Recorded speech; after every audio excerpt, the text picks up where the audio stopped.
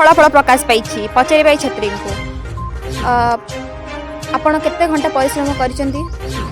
परिश्रम तो कहवाक गले मु 24 घंटा रु 23 घंटा करिछि। मोर बहुत ही एक्सपेक्टेशन थिला कि मोर बहुत भल मार्क रहिबो, हेले भी अच्छा टिके कमी गला। केते परसेंटेज रहिला? आपण खुशी अछंती कि?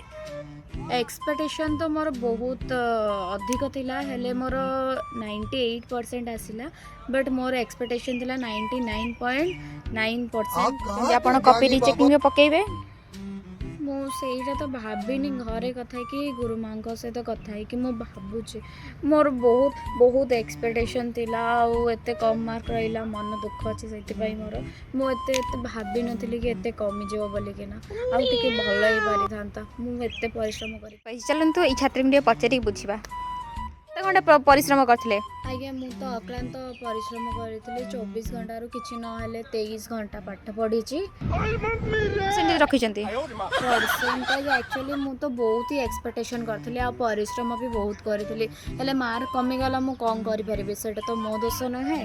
छाड़ंतु हेई गला आ कोन परिश्रम तो मु करिछि, फल तो भगवान देबे। माने आपण कोन करिया चाहछंती? मु तो एक्चुअली जीवन सारा केबे बही आज पर्यंत खोलिनी, न खोली के भी एते भल मार्क रखी कि पास हेई गल। मार्क कहिछंती मोर तो सेमती 205 तो साढ़े रही। मु तो केबे आशा भी करि नथिले एते मार्क आसीबो। आगु को कोन नै पढिबे?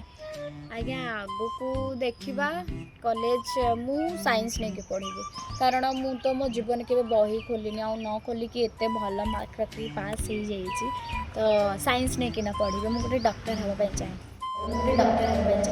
और समस्त सेवा करबा को चाहे।